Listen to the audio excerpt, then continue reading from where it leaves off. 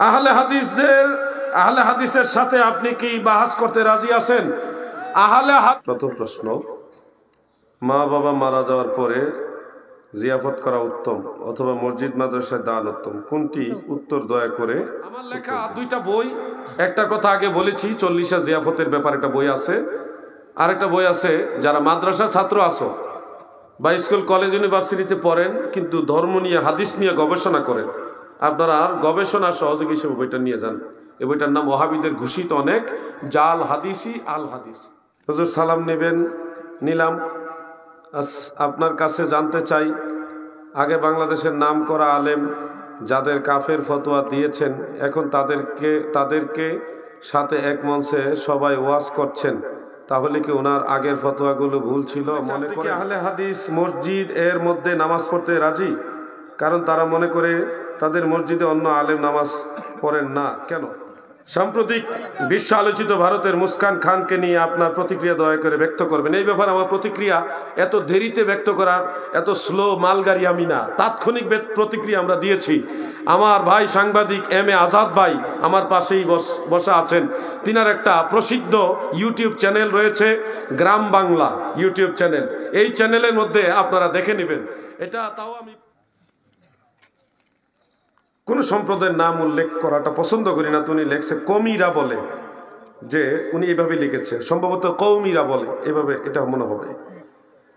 ইয়া রাসূলুল্লাহ নাকি বলা যাবে না, আমরা বলে থাকি। এখন আসসালামু আলাইকুম, সবাই উত্তর দেন। এক নম্বর প্রশ্নের উত্তরটা আমরা আলোচনার মাধ্যমে দিয়ে দিয়েছি জানাজার পরে দোয়ার বিষয়ে। 2 নম্বর প্রশ্নের উত্তরটা আজকে নিচ্ছি না, এটা পুরাতন সাবজেক্ট, এটা আলোচনা করতে করতে করতে করতে ফান্তাবাত হয়ে গেছে। এরপরে লিখেছেন আসসালামু আলাইকুম, সবাই উত্তর দেন। ওয়ালাইকুম আসসালাম। প্রথম প্রশ্ন, হুজুর মাজারে যাওয়া এবং জিয়ারত করা কিছু কিছু আলেমগণ বিদআত বা শিরিক বলে আখ্যায়িত করে, এই ব্যাপারে দলিল সহকারে জানতে চাই। মিথ্যুক অহংকারের না, অহংকারীর হবে। অহংকারীর পিছনে নামাজ পড়া সম্পর্কে দলিল সহকারে প্রশ্ন করে সালাম দিয়েছেন আসসালামু আলাইকুম। হুজুর দয়া করে বলে দিবেন ফরজ নামাজে দাঁড়ানো কোন সময় সুন্নত? দলিল সহকারে বলে দিলে খুব উপকৃত শিখতে পারবো এবং অপরকেও বলতে পারবো। এম এস আলম ভাই সুন্দর প্রশ্ন করেছেন, ওনাকে প্রশ্ন রয়েছে, আজানের আগে সালাতু সালাম বলা কি, আজানের পরে দোয়া করার বিধান কি, বলে দিলে উপকৃত হবে। বলেন আমিন। হুজুর 5 জন মহিলাকে আল্লাহ সালাম দিয়েছেন, ওয়ালাইকুম, সবাই উত্তর দেন।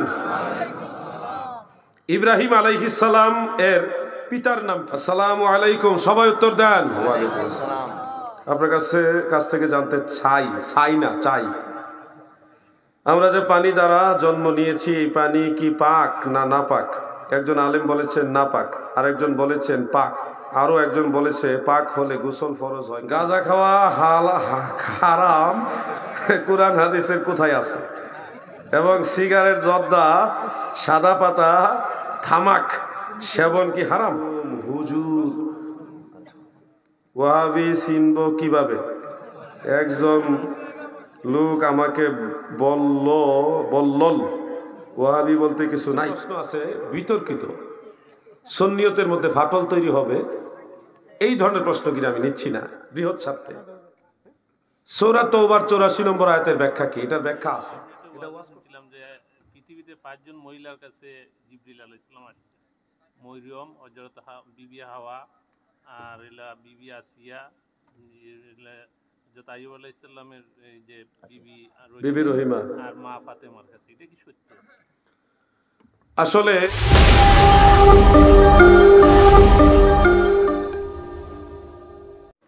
প্রথম প্রশ্ন, মা বাবা মারা যাওয়ার পরে জিয়াফত করা উত্তম অথবা মসজিদ মাদ্রাসায় দান উত্তম, কোনটি? উত্তর দয়া করে উত্তর দিন। শোনো, মা বাবা মারা গেলে জিয়াফত করা উত্তম কাজ। মসজিদ, মাদ্রাসা, এতিমখানায় যে কোনো সাদকায়ে জারিয়া, যে কোনো ভালো কাজ তিনাদের ইসালে সওয়াবের উদ্দেশ্যে করা উত্তম।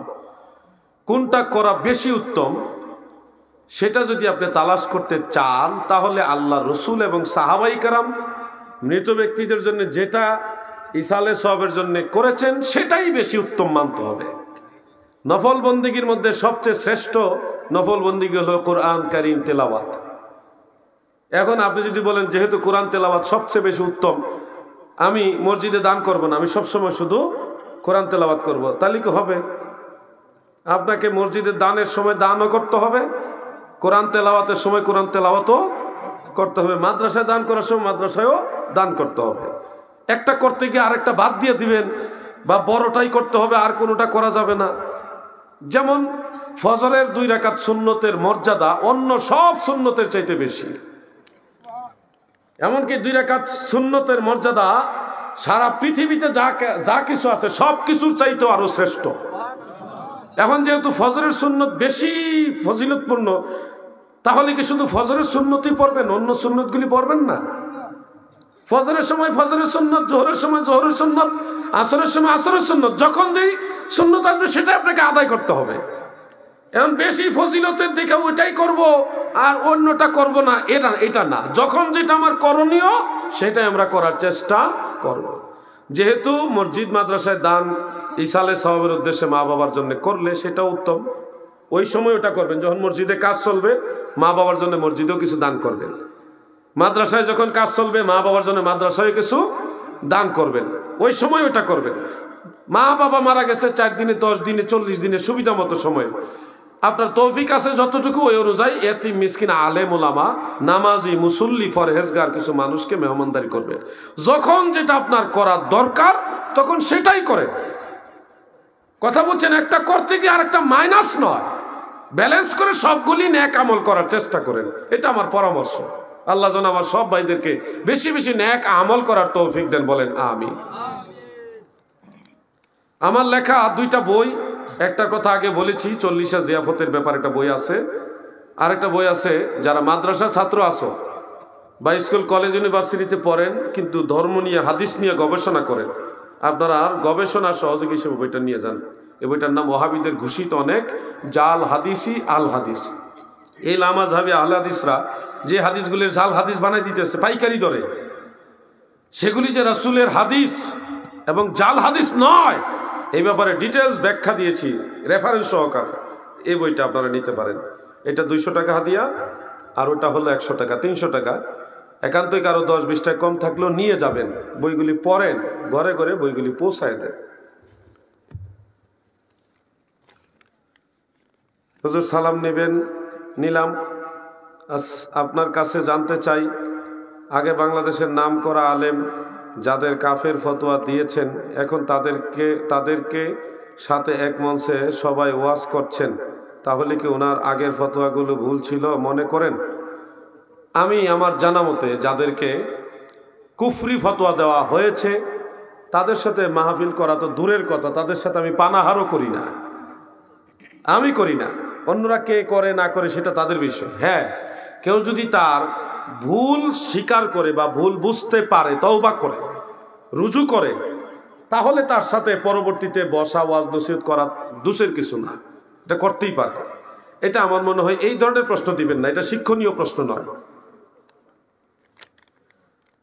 হুজুর, নবীজির মেরাজ মুবারকের আগে মুসলমানদের জন্য নামাজ কয় রাকাত ছিল জানতে পারি? সহিহ বুখারী এবং সুনান নাসাইর মধ্যে উল্লেখ আছে, মেরাজুন নবী সাল্লাল্লাহু আলাইহি সাল্লামের 5 ওয়াক্ত নামাজ ফরজ হিসেবে উম্মতের জন্য এসেছেন। এই ব্যাপারে আইমাই কেরামের ইজমা হয়ে গেছে।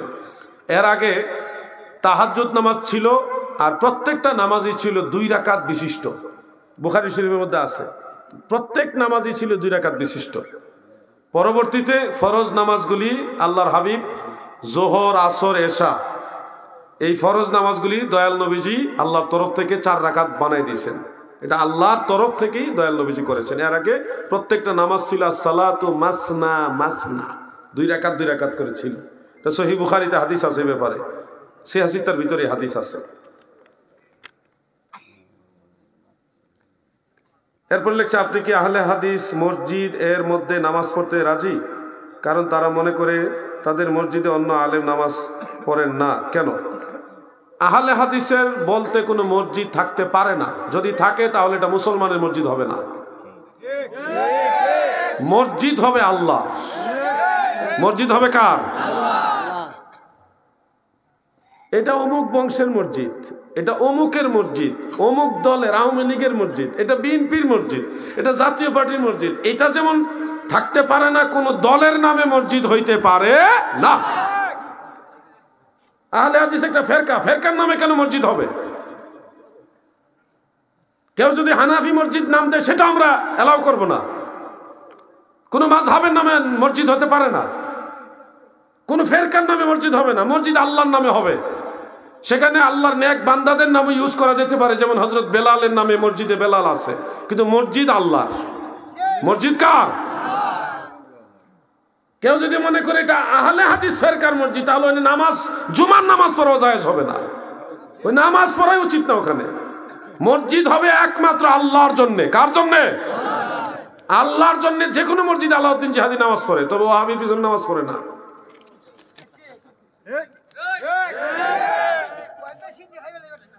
সাম্প্রতিক বিশ্ব আলোচিত ভারতের মুস্কান খানকে নিয়ে আপনার প্রতিক্রিয়া দয়া করে ব্যক্ত করবেন। এই ব্যাপারে আমার প্রতিক্রিয়া এত দেরিতে ব্যক্ত করার, এত স্লো মালগাড়ি আমি না, তাৎক্ষণিক প্রতিক্রিয়া আমরা দিয়েছি। আমার ভাই সাংবাদিক এম.এ. আজাদ ভাই আমার পাশেই বসা আছেন, তিনার একটা প্রসিদ্ধ ইউটিউব চ্যানেল রয়েছে, গ্রাম বাংলা ইউটিউব চ্যানেল। এই চ্যানেলের মধ্যে আপনারা দেখে নেবেন। এটা পরবর্তী বক্তব্য, এর আগেও আমার বক্তব্য আছে।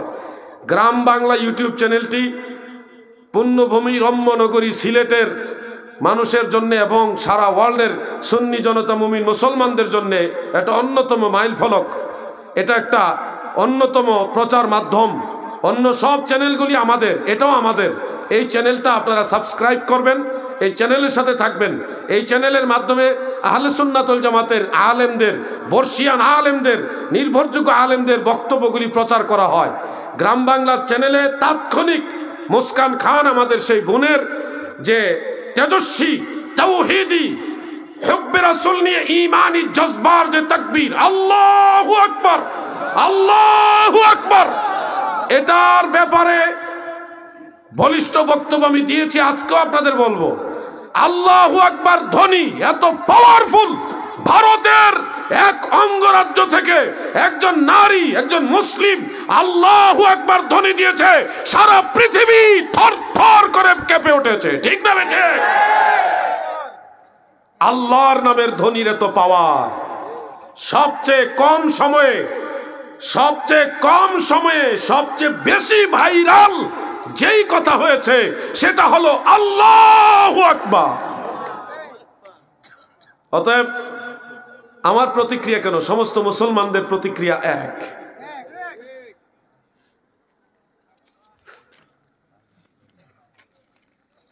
কোন সম্প্রদায়ের নাম উল্লেখ করাটা পছন্দ করি না। উনি লেখছে কমিরা বলে, যে উনি এভাবে লিখেছে, সম্ভবত কৌমিরা বলে, এভাবে এটা মনে হবে।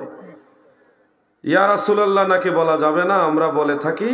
এখন কোনটা সঠিক? কৌমিরা ইয়া রাসূলুল্লাহ বলা যাবে না, এটা সবাই বলে না, কয়েকটা জাহেল হয়তো বলে। এগুলি আলেম হইতে পারে না, এগুলি ফরের বাড়ি খাইছে আর মুডা হইছে, গার মুডা, ফেট মুডা, জ্ঞান নাই, এলেম নাই। কওমি অঙ্গনের বড় বড় আলেমরা ইয়া রাসূলুল্লাহ বলার পক্ষে। অতএব আমি জাহেলদেরকে হাইলাইট করে গোটা কওমি অঙ্গনকে একতরফা একটা দোষী সাব্যস্ত করতে পারবো না। দেওবন্দের সবচেয়ে বড় আলেম মাওলানা আশরাফ আলী থানভী সাহেবের মুনাজাতে মকবুলের মধ্যে বহুবার ইয়া রাসূলুল্লাহ লেখা আছে, আর অনেক বইয়ের মধ্যে ইয়া রাসূলুল্লাহ লেখা আছে। দেওবন্দি বহু আলেম ইয়া রাসূলুল্লাহ বলার পক্ষে। অতএব যারা মনে করি ইয়া রাসূলুল্লাহ বলা যাবে না, এগুলি টাটকা জাহেল, এগুলি লেখাপড়া নতুন করে করা উচিত। আহলে হাদিসের সাথে আপনি কি বাহাস করতে রাজি আছেন? আহলে হাদিসের কোন শায়েখ যদি সুনির্দিষ্ট কোনো বিষয়বস্তু গ্রহণযোগ্য, যেটা অযৌক্তিক নয়, যৌক্তিক কোনো বিষয়বস্তুর উপরে প্রশাসনিক নিয়ন্ত্রণে লিখিত পর্যায়ে সুনিয়ন্ত্রিত পন্থায় বাহাস করতে চান, বাংলার 64 জেলায় আলাউদ্দিন জিহাদি সব সময় প্রস্তুত আছে। ওনাদেরকে বলেন রাজি আছে কিনা,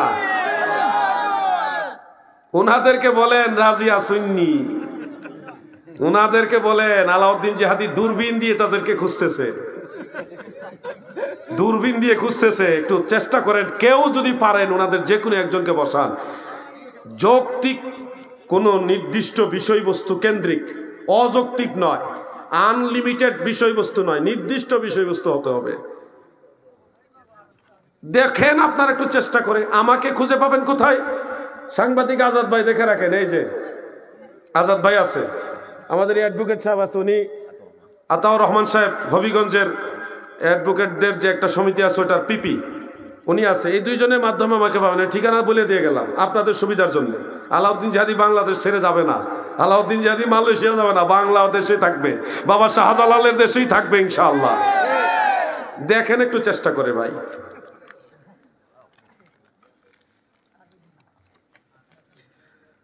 সালামু আলাইকুম, সবাই উত্তর দেন।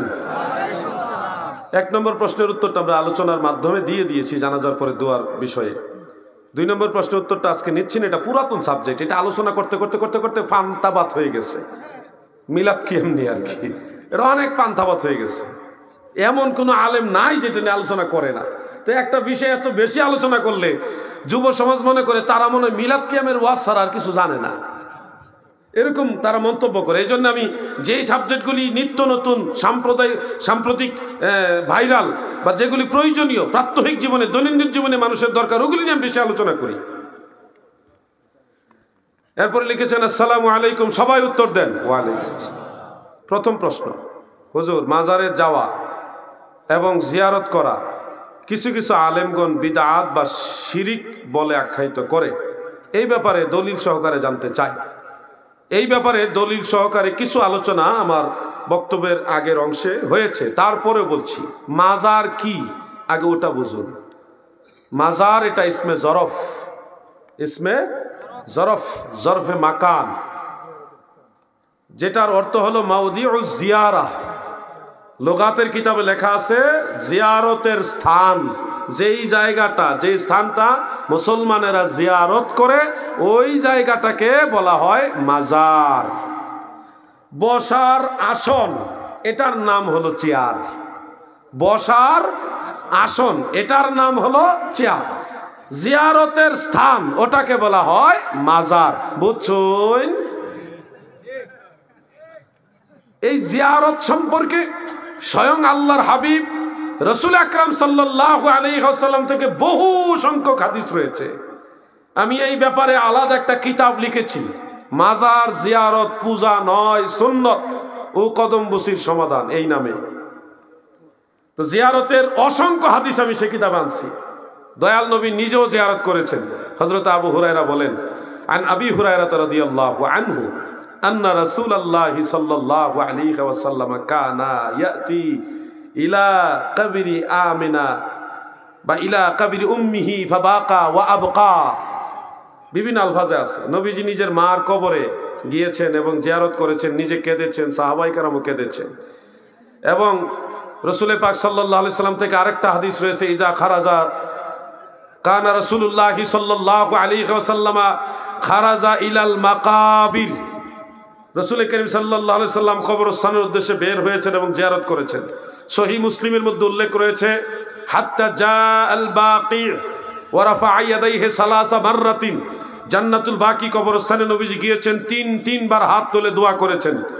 আর অন্য হাদিসে রাসূলের আদেশ বহু সাহাবী বর্ণনা করেছেন, নাহাইতুকুম আন জিয়ারাতিল কুবুর ফাজুরুহা ফাইন্নাহা তুযাক্কিরুল মাউত। আমি তোমাদের কবর জিয়ারত নিষেধ করেছিলাম, এখন আদেশ দিলাম কবর জিয়ারত করো।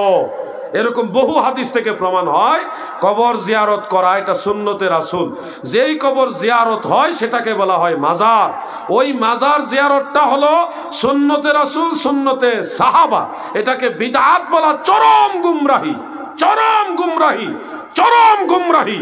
কোন মুসলিম জ্ঞানবান আলেম কবর বা মাজার জিয়ারতকে বিদআত বলতে পারে না। যদি বলে তাহলে এটা টাটকা জাহেল ছাড়া আর কিছুই না। বিদআত কাকে বলে? যেই কাজ রাসূলও করে নাই, সাহাবারাও করে নাই এবং কোরআন হাদিস সমর্থনও করে না, এটাকে বলা হয় বিদআত। যেই কাজ আল্লাহ রাসূল নিজে করেছে সেটাকে বিদআত হয়? বিদআতের সংজ্ঞাই বুঝে না। শিরিক তো পরের কথা। শিরক হবে কেউ যদি কোনো মাজার বা কোনো পীর সাহেবকে ইবাদতের নিয়তে সেজদা দেয়, তাহলে শিরক হবে, কোনো সন্দেহ নাই। আল্লাহ ছাড়া কাউকে সেজদা দেওয়া যাবে না। সেজদার একমাত্র মালিক আল্লাহ। বলেন সেজদার একমাত্র মালিক কে? আল্লাহ। পীর মুর্শিদ আউলিয়া কেরামের কদম বসি করা যাবে, কদম বসি করা সুন্নতে সাহাবা। আর আল্লাহ ছাড়া অন্য কাউকে সেজদা দেওয়া যাবে না। সেটা তাজিমে হলে হারাম, আর ইবাদতের নিয়তে হলে শিরক। জিয়ারত সুন্নতে রাসূল, সুন্নতে সাহাবা, এই ব্যাপারে আইমাই কেরামের ইজমা হয়ে গেছে, ঐক্যমত হয়ে গেছে। মিথ্যুক অহংকারের না, অহংকারীর হবে।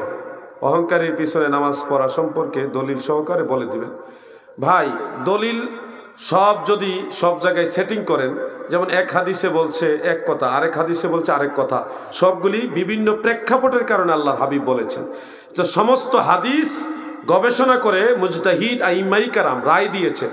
কেউ যদি ফাসিক হয়, যদি তার আকায়েদে কোনো কুফর না থাকে, আকায়েদে কোনো ধরনের বিভ্রান্তি না থাকে, সমস্যা না থাকে, যদি ফাসেক হয়, তাহলে সেই ব্যক্তির পিছনে ইক্তেদা করা বৈধ। তবে ফাসেক নয় এমন ইমামের পিছনে ইক্তেদা করাই উচিত। এটা হলো আহলে সুন্নাতুল জামাতের চূড়ান্ত রায়। ফাসেক বহু রকম হইতে পারে ভাই, অনেক রকম। আমি আলোচনা করলে এখন ইমাম সাহেবদের উপরে গিয়ে পড়বো কিছু কথা। আমি চাই না আলেমদের ভাবমূর্তি নষ্ট হোক। অনেক বিষয় ফাসিকি হয়। আপনারা সব ইমাম সাহেবদেরকে নিয়ে মাসালা প্রশ্ন করেন কেন? আপনারা নিজেরা নিজেদেরকে দিয়ে কিছু প্রশ্ন করেন না কেন? রাস্তাতে চলার সময় মেয়েদের, মহিলাদের দিকে তাকানো সওয়াবের কাজ। টেলিভিশন এই ফাহাসা জিনিস দেওয়া সওয়াবের কাজ, তাই না? হ্যালো, সওয়াবের কাজ। মোট কথা হলো, যেটা খারাপ জিনিস সেটা ইমাম সাহেবের জন্য নাজায়েজ, আপনাদের জন্যও নাজায়েজ। সবাই ভালো হন, তাইলে সব ঠিক হবে। শুধু ইমাম সাহেব সত্যবাদী আর আপনারা কি মিথ্যাবাদী হন নাকি? আপনারাও ফাসেক হইয়েন না, আপনারাও একজন পরিপূর্ণ মুমিনে কামিল হওয়ার চেষ্টা করেন। সবাইকে বলে দিলাম ঢালাওভাবে, ব্যাপক আলোচনায় গেলাম না, গেলে ইমাম সাহেবদের একটা মান সম্মানের উপর আঘাত পড়বো আর কি। সবাইকে অ্যালার্ট করে দিলাম, আমি সহ আপনারা সবাই। আল্লাহ আমল করার তৌফিক দেন। আমিন কয় না দিই? আপনারা বিরক্ত না হইলে আমার অসুবিধা নাই। প্রশ্ন করে সালাম দিয়েছেন, আসসালামু আলাইকুম। হুজুর দয়া করে বলে দিবেন ফরজ নামাজে দাঁড়ানো কোন সময় সুন্নত? দলিল সহকারে বলে দিলে খুব উপকৃত হইব, নিজেও শিখতে পারবো এবং অপরকেও বলতে পারবো। এম এস আলম ভাই সুন্দর প্রশ্ন করেছেন, ওনাকে আন্তরিক ধন্যবাদ।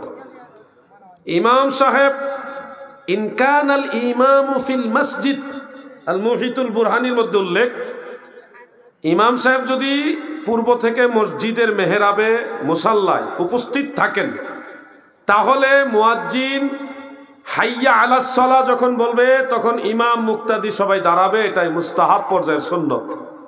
দলিল মুসান্নাফু আব্দুর রাজ্জাকের হাদিস, আন উম্মি হাবিবা রাদিয়াল্লাহু তাআলা আনহা ক্বালাত কানা রাসূলুল্লাহি সাল্লাল্লাহু আলাইহি ওয়াসাল্লাম ফি বাইতিহি ফাইযা ক্বালা আল মুয়াজ্জিন হাইয়া আলাস সালাহ নাহাদা রাসূলুল্লাহি সাল্লাল্লাহু আলাইহি ওয়াসাল্লাম লিস সালাহ। উম্মে হাবিবা রাদিয়াল্লাহু তাআলা আনহা বলেন, দয়াল নবীজি হুজরা মুবারক ছিলেন। হুজরা মুবারক আর মসজিদের মেহরাব খুব কাছাকাছি, বেশি দূর ছিল না। হযরতে বিলাল একামতে যখন হাইয়া আলাস সালাহ বলতেন, তখনই নবীজি দ্রুত গতিতে গিয়ে নামাজে দাঁড়াইতেন। এই হাদিসের উপরে হানাফি মাযহাবের সব ইমামরা একমত। অন্যান্য রিওয়ায়াত আছে কাদ কামাতিস সালাহ, ওই সময় নবীজি দাঁড়াইতেন। মনে রাখবেন, হাইয়া আলাস সালাহর সময় দাঁড়াইলে কাদ কামাতিস সালাহটাও ভিতরে পড়ে, কিন্তু কাদ কামাতিস সালাহর সময় দাঁড়াইলে হাইয়া আলাস সালাহ বাদ পড়ে। এই জন্য হানাফি মাযহাবে হাইয়া আলাস সালাহটাকে এলাও করেছে, কারণ এর ভিতরে হাইয়া আলাস সালাহ আছে, হাইয়া আলাল ফালাহ আছে, কাদ কামাতিস সালাহও সবগুলি এসে যায়। হানাফি মাযহাব কত সুন্দর মাযহাব। ফতোয়া আলমগীরি, শামী সহ সব ফিকহের কিতাবেই এই ব্যাপারে যত কিতাবে মাসআলা এসেছে, মেরকাতেও মুহিতুল বুরহানি এবং কিতাবুল আসল আল মাবসুত লিশ শায়বানি এবং আল মাবসুত লিশ সারাকসি, অন্যান্য কিতাব বাদায়ুস সানায়ে ফাতোয়া শামীর মধ্যে উল্লেখ আছে, মুয়াজ্জিন হাইয়া আলাস সালাহর সময় ইমাম মুক্তাদি সবাই দাঁড়াবে, এটা মুস্তাহাব পর্যায়ের সুন্নত।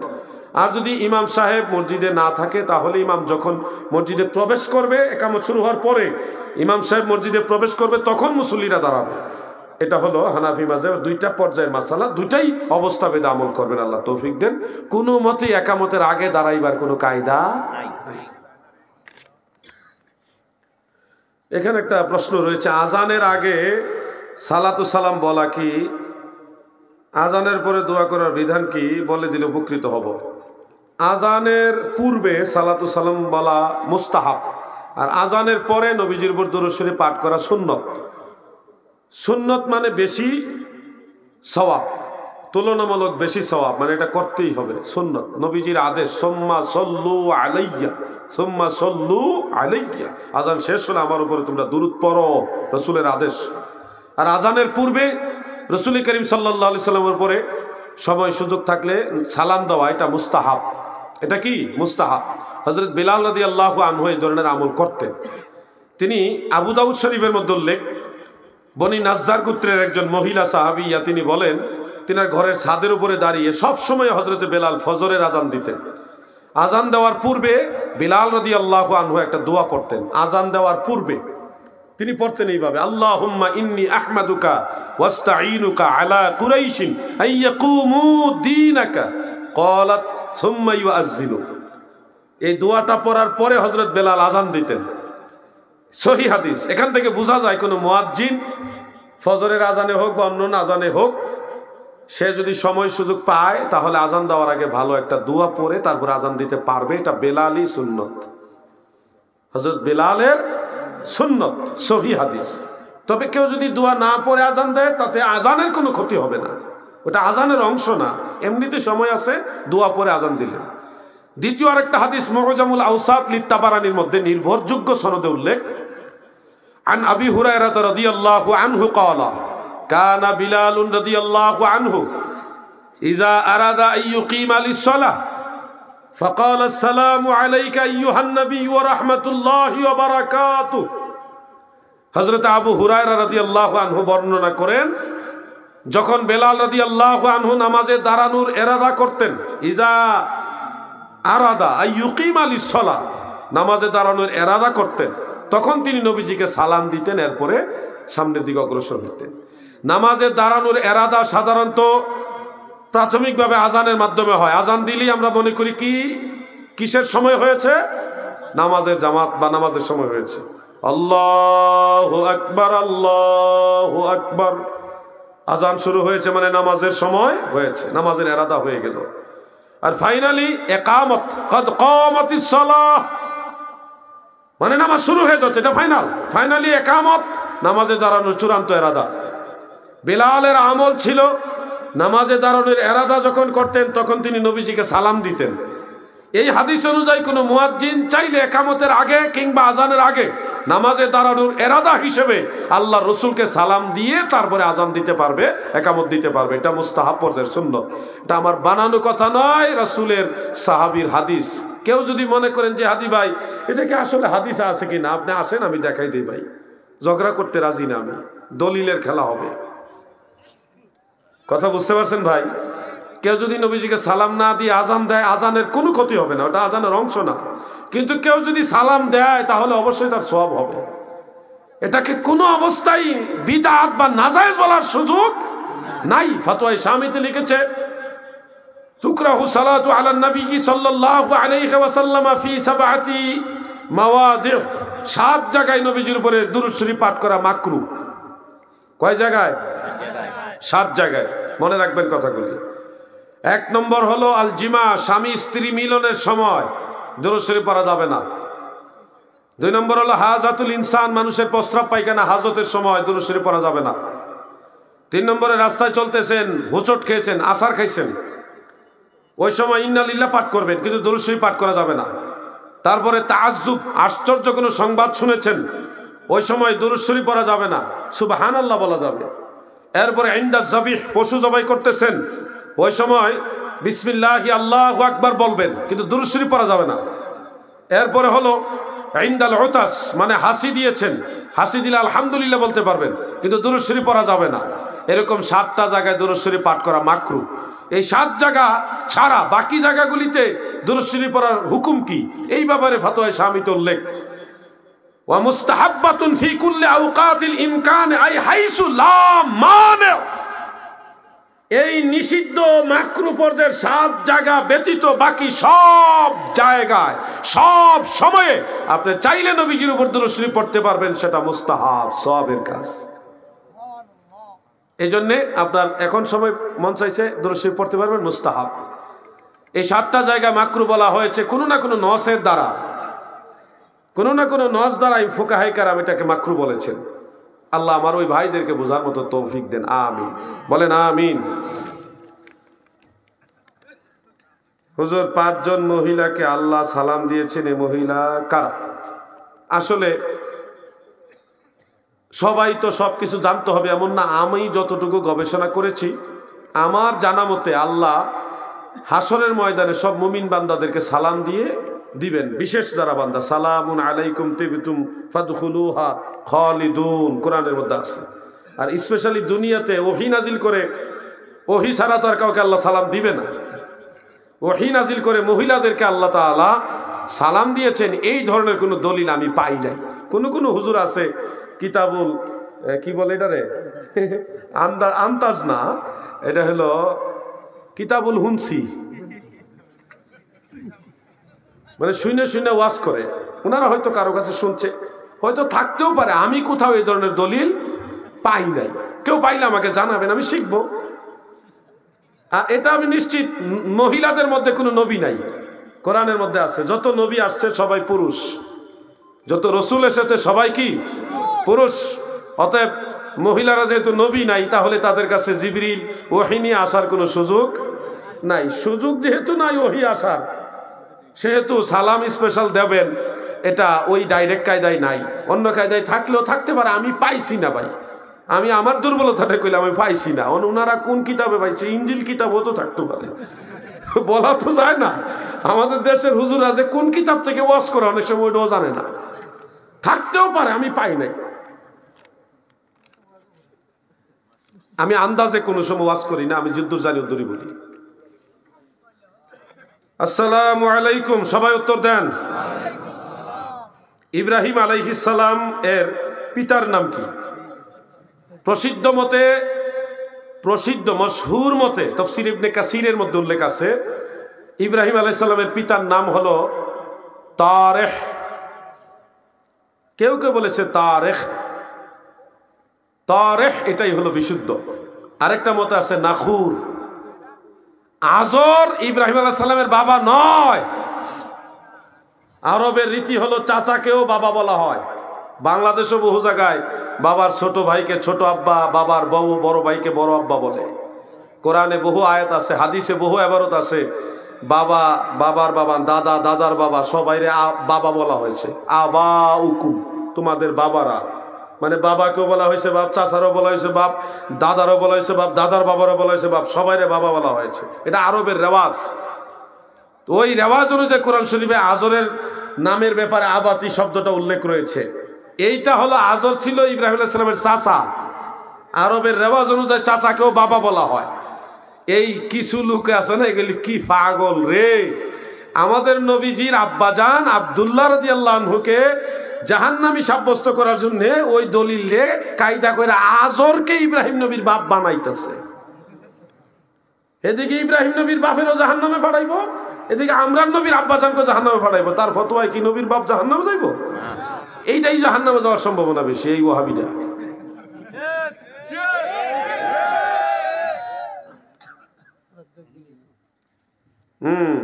এটা উত্তর হয়ে গেছে, আর নাই। আসসালামু আলাইকুম, সবাই উত্তর দেন। আপনার কাছ থেকে জানতে চাই না চাই, আমরা যে পানি দ্বারা জন্ম নিয়েছি, এই পানি কি পাক না নাপাক? একজন আলেম বলেছেন নাপাক, আরেকজন বলেছেন পাক, আরো একজন বলেছে পাক হলে গোসল ফরজ হয় কেন? আসল বিষয়টা এখানে শরঈ দৃষ্টিতে এই পানিটা যখন শরীরের বাহিরে আসে অবশ্যই এটা নাপাক। শরীরের বাহিরে আসলে নাপাক। প্রস্রাব পাক না নাপাক? নাফাক, কিন্তু ফ্যানের ভিতরে যতক্ষণ আছে ততক্ষণ আপনার লেগে অসুবিধা নেই। ফ্যানের থেকে লাইন দিয়ে বাইরে গেলে গাই নাপাক। এই পানিটা অবশ্যই নাপাক, কিন্তু ভিতরে থাকলে আপনার জন্য অজু গোসল করলেও আপনি ফাঁক থাকবেন, অসুবিধা হবে না। আর গভীরে যদি যাই, অনেক কথা আছে, ভেজাল করেন না। আমরা শরীয়ত বুঝি, মারেফতও বুঝি।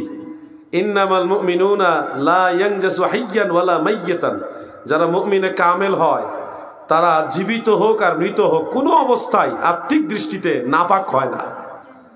ওই পবিত্রতা আর শরীয়তের পবিত্রতা দুইটা একাকার করে দিবেন না। শরীয়তকে শরীয়তের উপর রাখতে হবে, মারেফতকে মারেফতের উপরে রাখতে হবে। দুধের ভিতরে দই আছে, দইয়ের বা দুধের ভিতরে মাখন আছে, দুধের ভিতরে ঘি আছে। আপনি দুধ অস্বীকার করলে দইও পাবেন না, ঘিও পাবেন না, মাখনও পাবেন না। শরীয়ত মানতে হবে এই পানিটা নাপাক। এরপরে ফ্যানের ভিতরে আছে, শরীরের ভিতরে আছে, হাল আছে, অবস্থা আছে, সময় আছে, এগুলি সব জায়গায় সব ওয়াজ করে আউলা জল লাগাই দিয়ে না। বুঝলে বুঝপাতা, না বুঝলে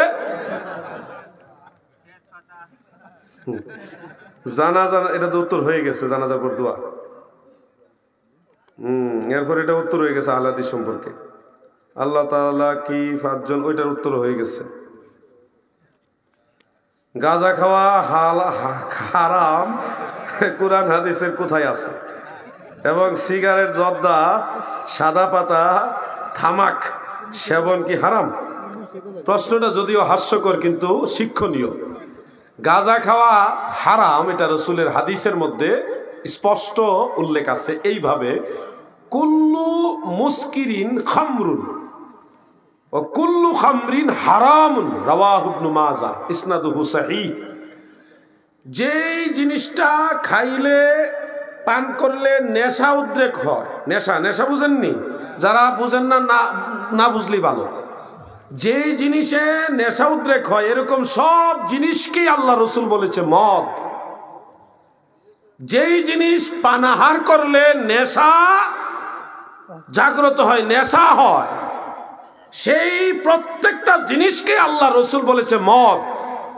আর কুল্লু খামরিন হারামুন, প্রত্যেক মদই হারাম। গাঁজা খেলে নেশা হয়নি? শরম লাগতেছে বলতে নাকি?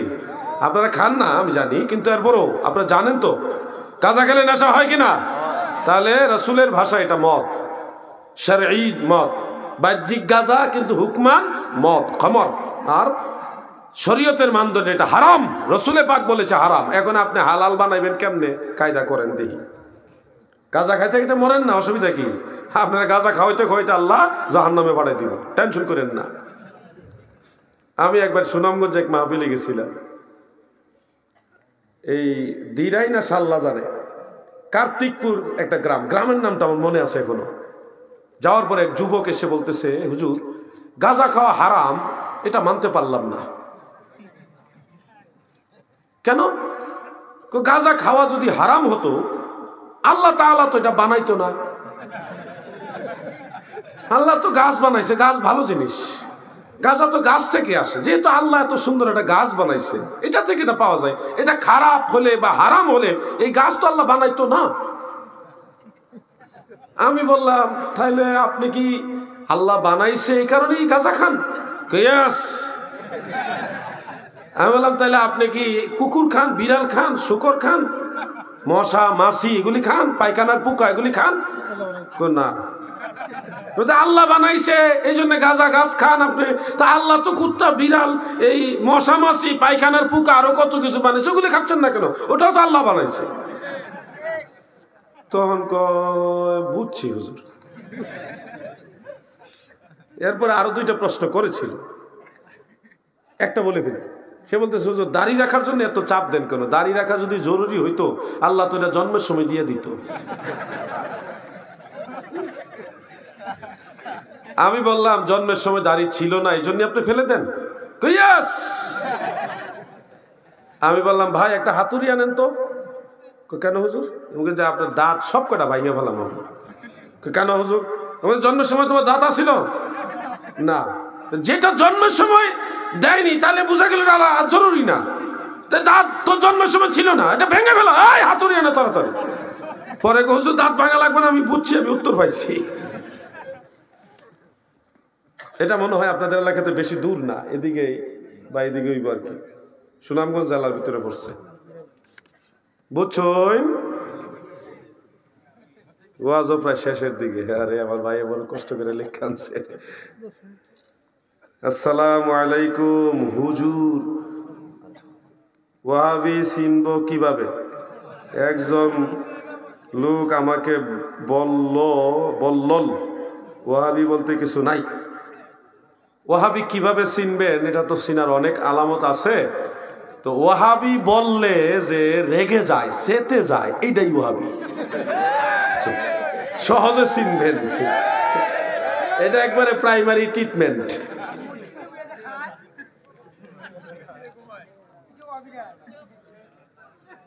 বিড়ি সিগারেট খাওয়া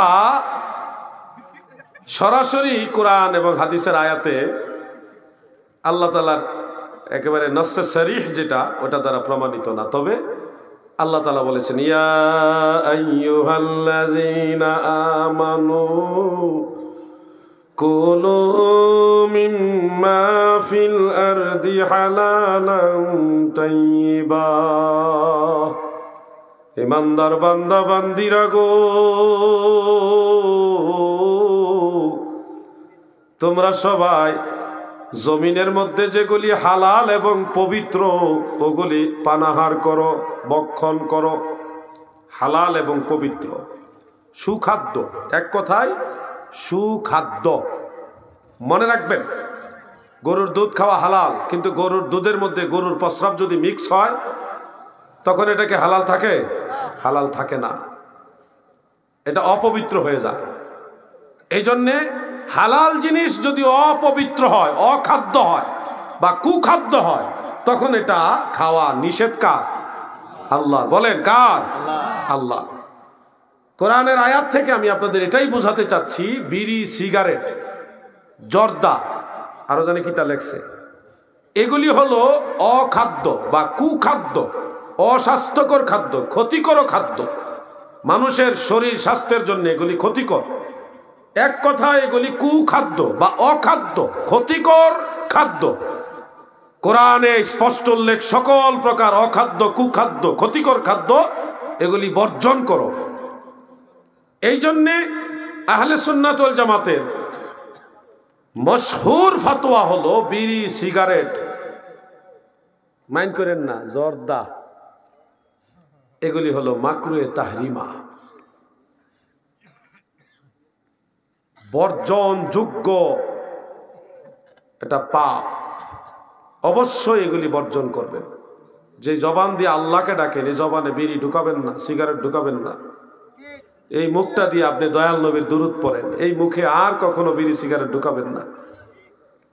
পান খান, জায়েজ আছে, মুবাহ, জর্দা খাবেন না। সুপারি, পান বা অন্য অনেক কিছু ভালো ভালো জিনিস আছে পানের ভিতরে, আমি খাই না, আমি বুঝিও না কি মজা পায় মানুষে। পান খাবেন, সুপারি খেতে পারেন, ভালো, এটার সাথে আরো কিছু কি জানে কি কি আছে, এগুলি খাইতে পারেন। জর্দা, চুন, এগুলি বয়কট করে। বলবেন চুন বাদ দিলে, জর্দা বাদ দিলে পানের মজা পাই না, তাহলে বেশি মজা করলে হাসরের ময়দানে জান্নাতের মজা পাইতেন না। বড় মজা পাওয়ার আশা থাকলে এই ছোট মজাটা বাদ দিয়ে দেন। আল্লাহ যেন সবাইকে সুখাদ্য গ্রহণ করার তৌফিক দেন, কুখাদ্য বর্জন করার তৌফিক দেন, আমিন। বেজার হয়ে গেছেন মনে হয় আপনারা?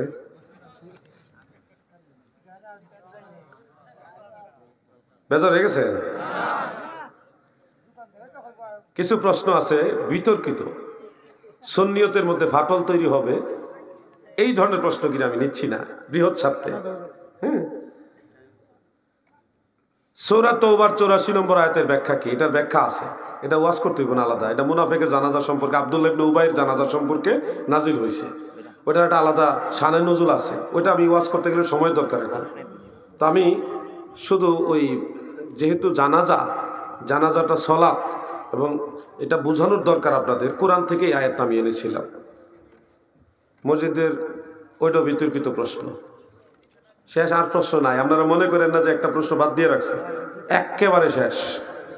প্রশ্ন উত্তর শেষ, আপনাদের সব কথা আমি রাখছি, আমার একটা কথা আপনারা রাখবেন না ইনশাআল্লাহ।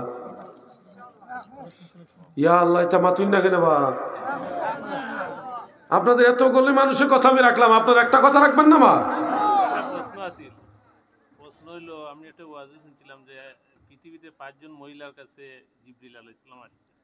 মরিয়ম, হযরত বিবি হাওয়া, আর এলা বিবি আসিয়া, এলা হযরত আইয়ুব আলাইহিস সালামের এই যে বিবি রহিমা আর মা ফাতেমার কাছে। এটা কি সত্য?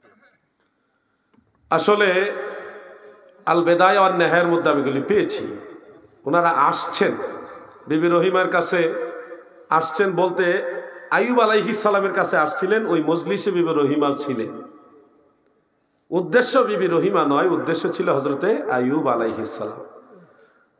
তো আল্লাহর হাবিবের মেয়ে খাতুনে জান্নাত হযরতে ফাতেমা রাদিয়াল্লাহু তাআলা আনহা, তিনিও রসুল পাকের কাছে উপস্থিত ছিলেন যে সময় জিবরিল ঘরের বাইরে অবস্থান করছিলেন, নবীজির কাছে এসেছিলেন। উদ্দেশ্য খাতুনে জান্নাত নয়, উদ্দেশ্য হলো মদিনাওয়ালা, এটুকু আমার জানা আছে।